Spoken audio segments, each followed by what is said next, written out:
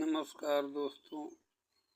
24 मार्च 2026 को हुई सुनवाई के बाद से बहुत से लोगों ने लाइव आकर पोस्ट लिखकर बहुत कुछ बोला, लेकिन दुर्भाग्य से सत्य नहीं बोला, ना ही बोलने के लिए तत्पर हैं। ज़्यादातर बोल रहे थे कि 16 दिसंबर 2025 मिडनाइट आदेश में लिखकर आएगा, लेकिन नहीं आया, क्योंकि कोर्ट के संज्ञान में जो बात रहती है वही होता है। उनको सही नहीं लगा, इसलिए कुछ उन्होंने बोलने से इनकार किया। इसलिए कुछ कह पाना बहुत मुश्किल है। जब बड़े बड़े योद्धा पैरवी कर रहे हों तो अच्छा होने का श्रेय लेने की होड़ करते हो तो कभी अच्छा ना होने का अपयश भी लेना सीखो। उसके लिए आपने फर्जी आईडी और कुछ चेले रखे हुए हैं, जैसा मैं बार बार बताता आ रहा हूँ। काम हो गया तो ठीक है, नहीं तो आरोप प्रत्यारोप दूसरे पर मढ़ देना उनका काम है। 11 दिसंबर 25 को जब मामला हाईलाइटेड हुआ, उससे पहले वर्तमान में मामले में 6170 से आधे लोग ही सक्रिय नहीं थे। 2000 लमसम सक्रिय थे।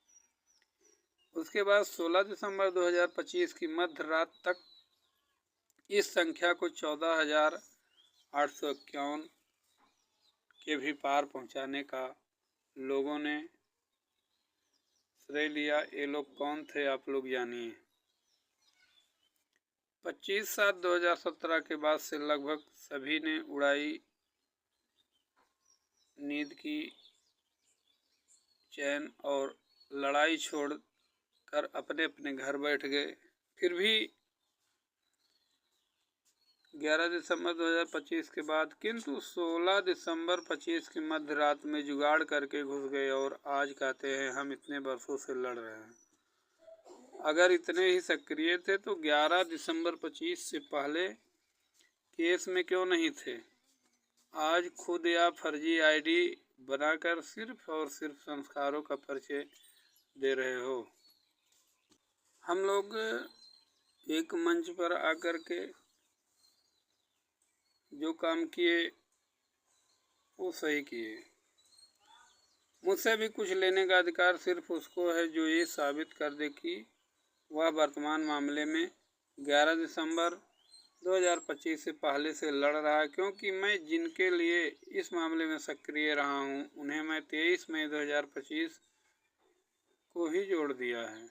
और तुम बताओगे कि मैं इनका विरोधी हूँ। जिस दिन याचियों की संख्या 6170 से पार हुई थी, उसी दिन से माननीय न्यायाधीश महोदय सरकारी अधिवक्ता से कह रहे हैं कि आप अधिकारियों से बात कीजिए, कोई समाधान निकालें।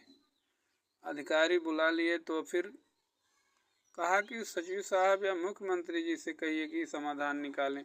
सीधे आदेश नहीं किया उन्होंने, और ना ही कोई कट ऑफ डेट कभी भी आर्डर में लिखित रूप से मेंशन की है। 2017 में निर्णित हुए इस मामले में जो कुछ हुआ है वह ही आसान नहीं है, किंतु 6170 से अधिक पद बिना सरकार की सहमति के संभव नहीं है। यदि होता तो इतनी तारीख निकल जाने के बाद कोई तो आदेश लिखा जाता, लेकिन ऐसा हो पाना बहुत मुश्किल है। लोग फेसबुक व्हाट्सएप पर दिन रात लाइव दे दनादन पोस्ट पर दिन लिख दिया जाता है कि नियुक्ति पत्र तैयार है, फिर खुद न कर पाए तो दूसरे को दोष लगा देते हैं। इनमें से ज़्यादातर तो यहाँ इतने बड़े विधिक ज्ञानी हैं कि लगता है हाई कोर्ट और सुप्रीम कोर्ट के अधिवक्ता उनके घर जाते होंगे परामर्श लेने। ऐसे महान भाव सत्य नहीं लिखते, ना बोलते हैं, ना ही बोलेंगे कभी, कसम खा लिए हैं। ठीक है, अगली सुनवाई से पूर्व वर्तमान केस में जुड़े सभी AOR को उनके द्वारा दाखिल की गई याचिकाओं की प्रेयर के अनुसार कुल 5-6 प्रकार की मांगों के रूप में ग्रुप बनाने हैं। सरल शब्दों में यदि 25 अवमानना याचिकाएं की एक ही प्रकार की मांग है तो वे ये तय कर ले कि इन पर कौन एक अधिवक्ता सहस बहस करता हुआ सहज दिखेगा और अपनी बात कोर्ट में रख सकेगा। इस सुनवाई में सरकार की तरफ से ऐश्वर्या भाटी के स्थान पर नटराजन सर आए थे और उन्होंने बड़े बेबाक अंदाज को कहा जो ऐश्वर्या भाटी जी ने नहीं कह पाती थी।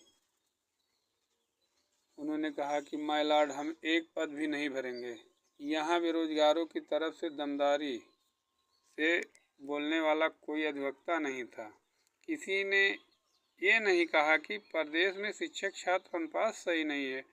किसी ने ये नहीं कहा कि बस 2009 जब शिक्षा का अधिकार अधिनियम लागू हुआ तब से आज तक योग्य अभ्यर्थी होते हुए भी सरकार क्यों उन्हें नियुक्ति देना चाहती है।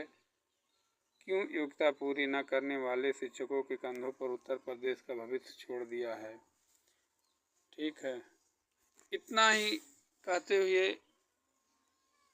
लोग उंगलियां उठाना चालू कर देते हैं। अगर सही बोला जाए तो उस पर भी तमाम प्रकार के लोग बहस विवाद करना चालू कर देते हैं। बस इतना ही। जय हिंद।